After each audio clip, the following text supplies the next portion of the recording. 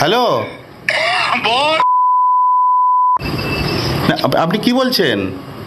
আমি অনুব্রত মন্ডল বলছি। তোর বউ দারুণ দেখতে, আমাকে যে নিয়ে এসছে এটা। বল বল বল বল, তুই ফোনে রেকর্ড করছিস, আমি সব জানি। না না, পরশু যখন ডেপুটেশন দেবে না, তোকে কোয়ার্টার থেকে মারতে মারতে নিয়ে আস। শুভসাচী বাবু, বোলপুর থানার আইসিকে যে ভাষায় তৃণমূল কংগ্রেসের ডাকসাইটের নেতা অনুব্রত মণ্ডল ধমক দিয়েছেন, হুমকি দিয়েছেন, এবং যে ভাষাটা এতই কদর্য যে যেটা শোনানো সম্ভব হচ্ছে না কোনো মিডিয়ার পক্ষে। তো না না না, মিডিয়ার পক্ষে শোনানো সম্ভব নয়। এই সমস্ত জেলার মিডিয়া খবর চাপে, খাম পায় খবর চাপে। অনুব্রত মণ্ডল যে ভাষা ব্যবহার করেছেন, এই ভাষাটাই তৃণমূলের সাধারণ ভাষা বেশ করেছে বলেছে। পশ্চিমবঙ্গের পুলিশ নিজেদেরকে এই ভাষা বলার মতো জায়গায় নিয়ে গেছে। পুলিশের পরিবারের লোকজনের এটা ভেবে দেখার দরকার আছে, বাড়ির লোকেরা পুলিশ হলে এইভাবেই আগামী দিনে তৃণমূলের নেতারা এইভাবেই ব্যবহার করবে। এফআইআর হয়েছে কিন্তু, আরে এফআইআর, মমতা ব্যানার্জি গভর্নমেন্টের এফআইআর মুছে ফেলে দিন না। কিন্তু এফআইআর হয়েছে, কিন্তু আমি একটু আপনাকে মনে করাবো যে এই অনুব্রত মণ্ডল সবার সামনে পুলিশকে বোমা মারতে বলেছিলেন। আমি আবার বললাম, ওই জন্য বললাম তো, অনুব্রত মণ্ডল নিজের মতনই চলেছেন, নিজের ভাষাই ব্যবহার করেছেন, তার বড়নেত্রীর ভাষা সেই ভাষাই ব্যবহার করেছেন, কোনো অপরাধ করেনি। এসব যা হচ্ছে নাটক দেখতেন। পুলিশের বোঝার সময় পুলিশ এই জায়গায় দাবি নিয়ে গেছে। পশ্চিমবঙ্গ পুলিশকে আপনি সাধারণ মানুষ কি ভাষায় কথা বলেন, এই একই রকম ভাবে বলবে আরো বলবে, শুরু হয়েছে।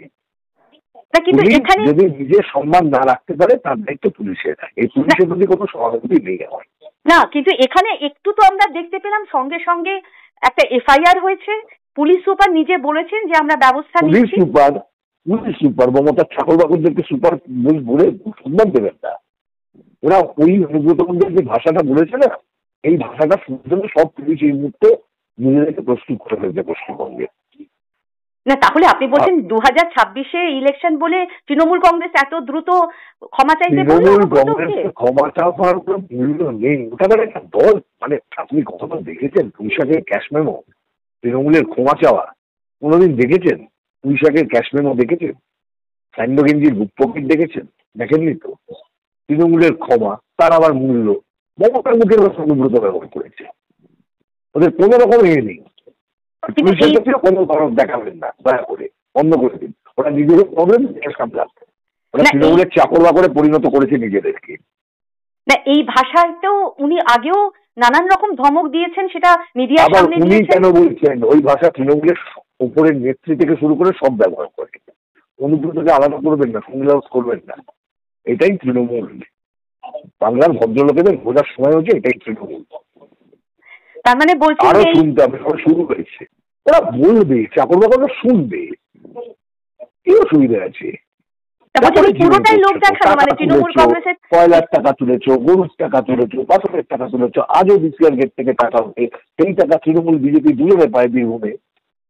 অসুবিধা কি আছে? একটা জেলাতে একটা ডিএম কত বছর ধরে থাকতে পারে? এখানে একটা বিধান রায় বলে একটা ডিএম আছে বীরভূমে, সেটা 15 বছর ধরে আছে। এখানে কেন আছে? কি মধু আছে বীরভূমে? না, তাহলে আপনি বলছেন যে এই ক্ষমা চাওয়া বা এফআইআর এগুলো সবই লোক দেখানো নাটক, তৃণমূলের নাটক। মমতার দলের কোনো অধিকার নেই ভাষা নিয়ে কারণ কোনো কথা শেখাতে। এটা তো ভাইরাল হয়ে গেছে না, এই অডিও ক্লিপটা। আরো অনেক কিছু ভাইরাল হয়েছে, তাতে কি যায় আসে? ওরা এই ভাষাতেই কথা বলে থাকে। জিজ্ঞেস করুন পুলিশকে। আর ওই অনুব্রতের কনভারসেশনের মধ্যে আরেকজন পুলিশের বড় কর্তার নাম আছে, অন্য একটা ফোন থেকে ফোন করছিল। সে কি বলছে? রাজীব কুমার।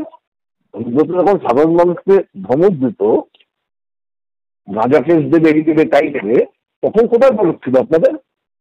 এখানে খবর হলে এখানে সাধারণ মিডিয়া একটা খাম নিয়ে খবরটা করবে না, খবরটা চেপে দেবে। পরশু রাতের ঘটনা, কাল রাতে এলো কেন? জেলার সাংবাদিকরা খাম নিয়ে বন্ধ করে দেবেন খবর পড়া। বাস্তব পরিস্থিতিটাকে বাস্তব হিসেবে অ্যাড্রেস করতে শুরু করুন। নইলে পশ্চিমবঙ্গে এমনি মানে অনেক পিছনে চলে গেছে, আগামী দিনে শেষ হয়ে যাবে। ক্রিমিনালকে ক্রিমিনাল বলুন। ক্রিমিনালকে কোনোদিন উপস্থিতে উনি সভাপতি নেতা কে নিতে পারিয়েছে? মমতা নেতা করিয়েছে। ক্রিমিনালদের মাথায় ক্রিমিনাল দিদি আছে পশ্চিমবঙ্গে। যেসব কর্তারা আছেন, বড় কর্তারা সবাই আছেন, সবাই দিদিকে ভালোবাসেন এবং পুলিশকে আমি প্রচন্ড সাহায্য করি। পুলিশকে আমি ভালোবাসি প্রথম থেকে। পুলিশ বিপদে পড়লে পুলিশের পাশে আমি দাঁড়াই। নিজের রাগ সামালতে পারি না, এটা স্বাভাবিক, আমি বলেছি। এর জন্য আমি দুঃখিত, আমি ক্ষমা প্রার্থী। এটা যদি স্বাভাবিক আমার মুখ থেকে এই কথাটা বেরোনো উচিত নয়, তার জন্য আমি দুঃখিত।